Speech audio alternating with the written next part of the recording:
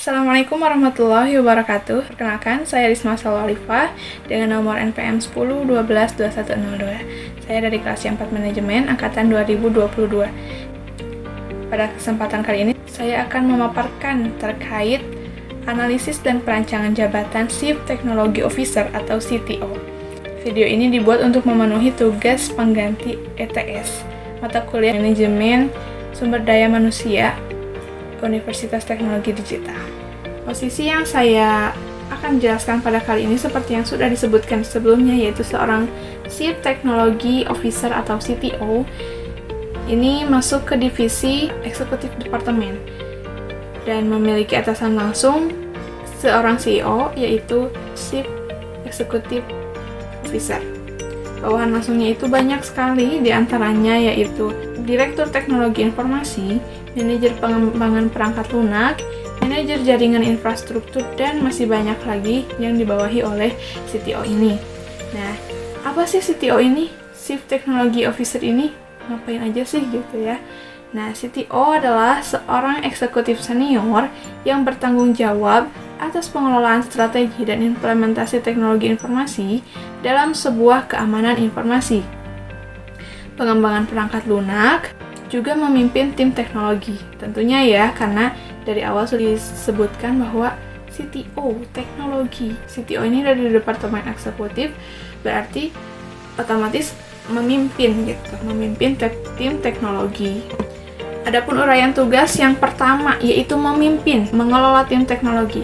Selain memimpin juga tentunya mengelola tim teknologi, bagaimana agar suatu tim tersebut berjalan dengan lancar dan bisa menghasilkan produk teknologi yang bisa digunakan yang strategis untuk perusahaan tersebut. Lalu yang selanjutnya itu memastikan infrastruktur TI atau teknologi informasi dalam perusahaan agar beroperasi secara efisien, termasuk hardware, software, jaringan, dan cloud. Dan yang selanjutnya itu mengawasi. Nah, mengawasi di sini yang pertama itu ada memantau dan menetapkan metrik kerja teknologi dan memberikan laporan kepada eksekutif senior dan tim manajemen. Yang kedua yaitu mengawasi inisiatif inovasi, juga memantau tren teknologi yang terbaru dan mengidentifikasi cara-cara untuk mengintegrasikan teknologi dalam operasi bisnis. Maksudnya yaitu jika ada tren teknologi terbaru, seorang CTO ini harus cekat agar bisa mengikuti tren teknologi sesuai tren dan juga bisa dioperasikan sesuai dengan apa yang dibutuhkan oleh perusahaan tersebut begitu. Poin mengawasi selanjutnya yaitu mengawasi eksekusi dan mengelola proyek teknologi termasuk alokasi sumber daya, penjadwalan, dan pemantauan kemajuan. Tugas yang selanjutnya yaitu bertanggung jawab atas keamanan sistem informasi perusahaan termasuk kebijakan keamanan, mitigasi resiko, dan respons insiden keamanan. Nah, selain mengelola teknologi yang ada di perusahaan tersebut, orang CTO juga harus dapat bertanggung jawab atas keamanan data, keamanan teknologi, data-data yang ada di dalam teknologi. Juga mitigasi resiko. Nah, maksud mitigasi resiko di sini yaitu mencegah resiko-resiko yang berhubungan dengan teknologi. Contohnya kebocoran data, hacker, dan lain sebagainya. Nah, seorang CTO ini harus bisa mencegah itu semua gitu sebelum terjadi, dan juga setelah suatu teknologi baru diciptakan, nah itu harus dikaji dulu. Ini resikonya apa saja, bagaimana cara mengatasinya, dan bagaimana cara menghindarinya agar tidak terjadi resiko-resiko yang kemungkinan akan terjadi. Tugas yang selanjutnya yaitu berinteraksi dan berkolaborasi dengan stakeholder internal juga eksternal seperti eksekutif senior, tim manajemen, vendor teknologi, dan pelanggan untuk memastikan kebutuhan teknologi terpenuhi. Dan terakhir yaitu membuat dan menegakkan kebijakan serta prosedur teknologi, termasuk kebijakan keamanan yang tadi sudah dijelaskan, manajemen data, dan kepatuhan. Selanjutnya ada wewenang seorang CTO. Nih, yang pertama merancang dan mengembangkan juga melaksanakan strategi teknologi yang sesuai dengan tujuan perusahaan. Yang kedua, memimpin, mengelola, dan mengembangkan tim teknologi, termasuk perekrutan, promosi, dan pemecatan anggota tim. Yang ketiga, menetapkan dan menegakkan kebijakan keamanan informasi serta mengelola respons terhadap insiden keamanan. Yang keempat, mengawasi proyek-proyek teknologi dan mengalokasikan sumber daya. Yang kelima, mengidentifikasi dan menerapkan teknologi baru dan inovasi yang dapat meningkatkan efisiensi operasi perusahaan tentunya, karena suatu perusahaan yang dikejar itu tentu efisien dan efektif. Selanjutnya, berinteraksi dengan stakeholder internal ataupun eksternal yang dari luar.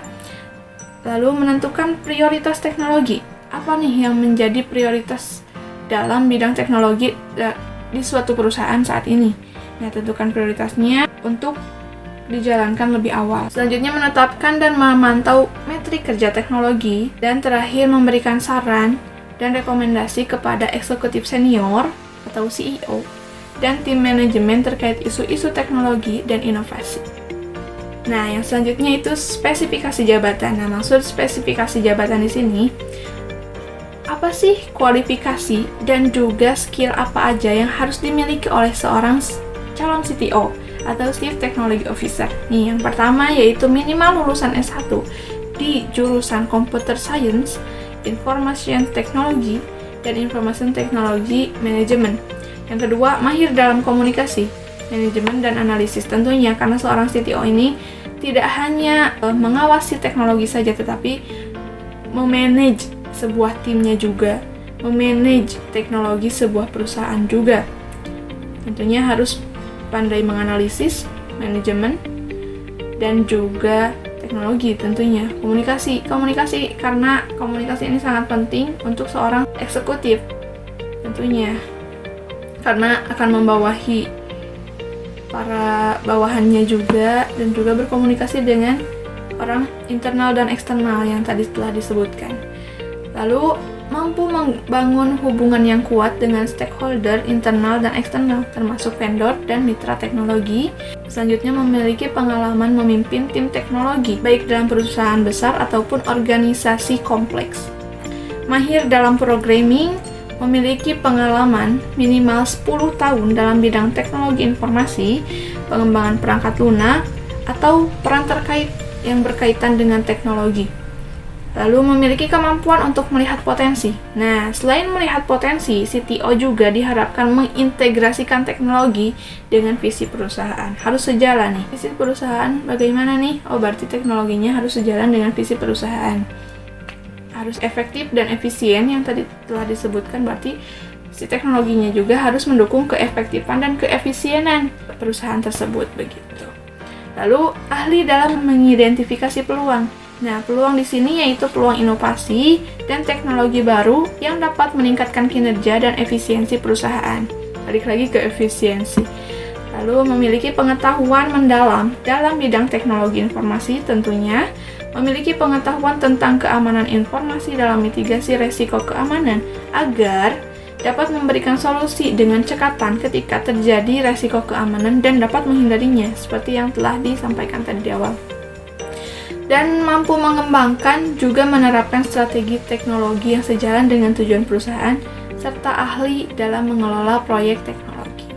Sekian pemaparan terkait analisis dan pemaparan jabatan CTO atau Chief Technology Officer.